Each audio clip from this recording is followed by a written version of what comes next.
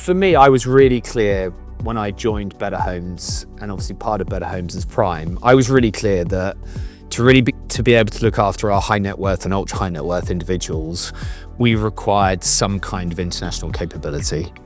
A pretty accurate rule of thumb is that if you're a high net worth or ultra high net worth individual, about 40% of your assets are in some kind of real estate class. And typically it'd start with your own home. You might have a couple of holiday homes. You might then start to invest in rentals. It might be around the globe, it might be locally. And you might then start to look into commercial real estate. But I've worked for businesses that have international capability, and I've worked for businesses that don't have international capability. And if you're out pitching for business, particularly higher up the food chain you go, it becomes a real issue if you cannot demonstrate to your client that you are able to market and expose their property on an international level. And I would argue that it is even more important in quite a unique city like Dubai, where 85 to 90% of everyone that lives here is expat. So I don't think it takes a genius to work out that if you're a high net worth individual in Dubai, there's a very high likelihood you're an expat. So there's a very, very high likelihood that you're likely to have properties in other parts of the world. And for us, a clear objective with Prime is to improve our market share above 15 million AED. And for me, if you're a business working in real estate and you don't have some kind of international capability for your client, then I don't think you're going to be able to look after them properly. I don't think as a result, you're going to get the best possible result for them. And conversely, you're also not going to give your brokers the best possible tools to do the job. So Louis, tell us why you choose the leading real estate company in the world as a partnership, considering on the international market there is other options. But what I really like about leading real estate companies of the world is the way the business is set up has a lot of synergies to the way that we're set up.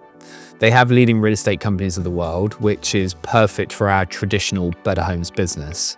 But they have Luxury Portfolio International, is primarily focused on the luxury real estate sector.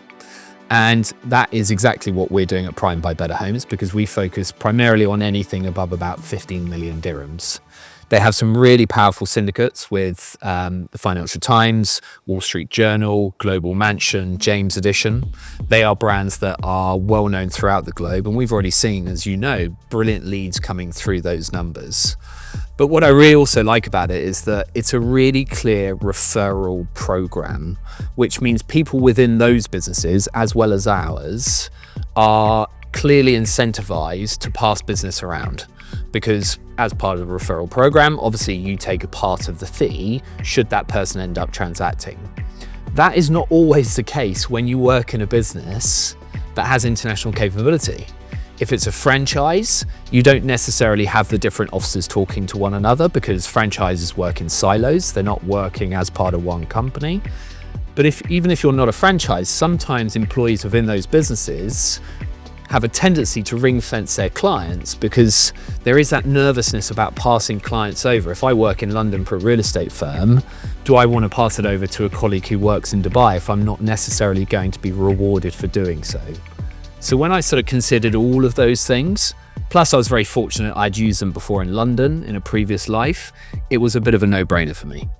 Well, I totally agree, because I've been working previously with another international franchising. What you're saying is totally correct, because the agents and the members in the leading real estate company in the world actually have a more intention to work along with other members, and have even more expertise and professional rather other franchisee internationally. Exactly.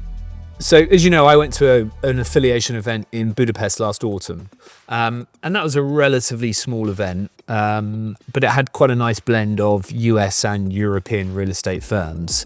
But even then, I could sense that there was significant interest in Dubai. And although I'd like to think they're interested in me as being one of the representatives in the room, they weren't. They're interested in the Dubai real estate market. I know that you've been to a really big, exciting event in Vegas, which is probably about 10 times the size of the event that I went to in Budapest. How was your experience? The experience in America was amazing. Consider we were in a conference room with 1,500 agents from all across the globe. Lots of opportunity to speak with American brokers. And you could see that the difference between now and previously, more of their clients are shifting and trying to move towards Dubai.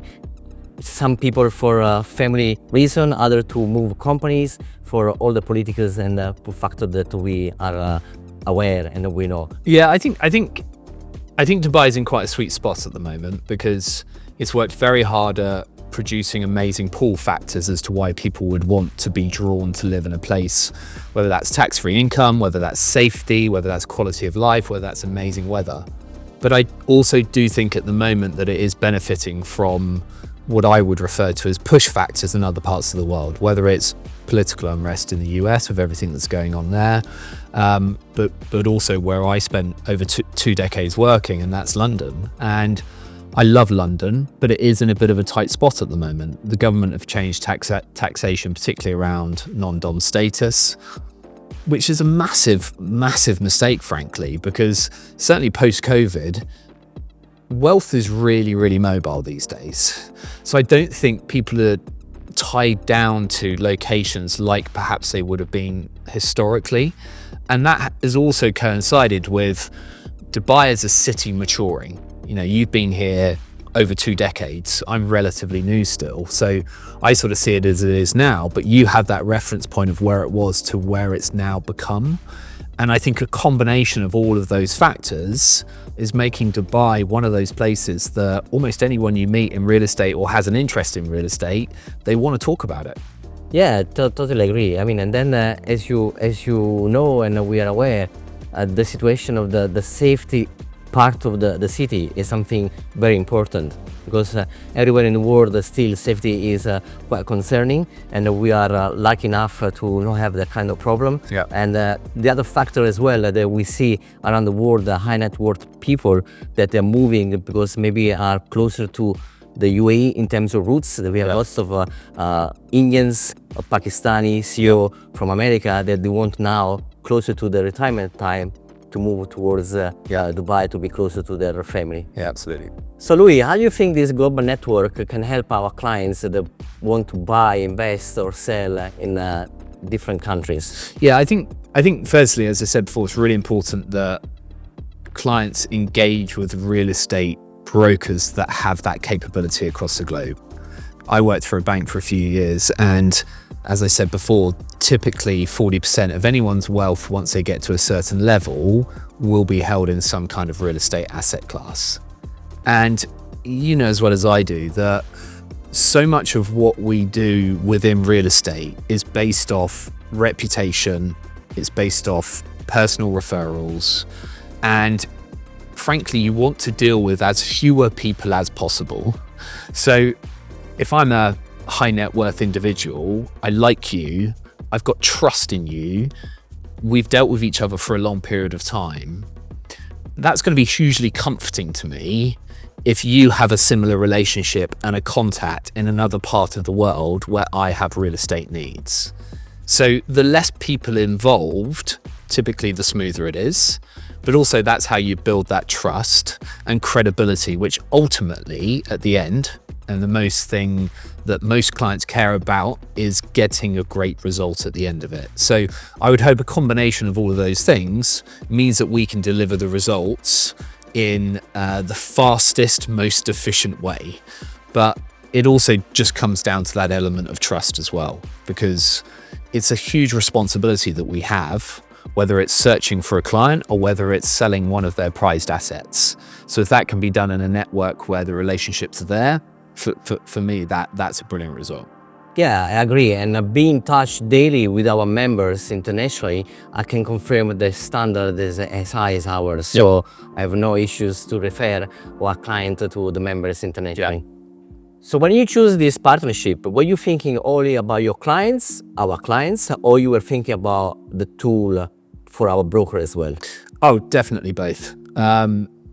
I mean, if I'm honest, almost every decision I make from a business perspective is based around what's good for our clients and what's good for our brokers, although maybe the brokers don't always feel that way. And I was really, really clear on this, that I needed to find a solution that, of course, would give our clients the best chance of getting the best possible outcome.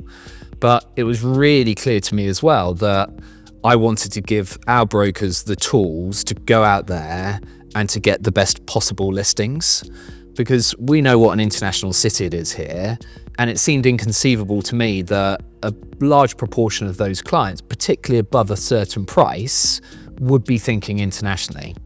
And I wanted to remove that scenario where a broker of ours, a colleague of ours, was sat with a potential client. The client is building up a great relationship with them. They know Better Homes, they know Prime because we're so well known within the region, but they were perhaps reticent about using us because they wanted that international capability. You know, in the simplest way, that is what I was trying to remove from all of the challenges that our brokers have day to day. And, you know, from a client perspective, if I was a seller selling at a certain price point, I wouldn't even consider engaging with a local brokerage that didn't give me some kind of international capability. I don't even think I'd invite them through the door in the first place. So Fabio, I'm certainly really excited about this, but as director and head of Global Affiliations, what are some of your objectives and plans for the next few months and years? We're just deepening this relationship we already started. Now it's just about collaboration and consistency. So the partnership with the leading real estate company of the world give us not just a global reach, but help us to give a better outcome for our clients and a great tool for our agents. So looking forward for what is ahead.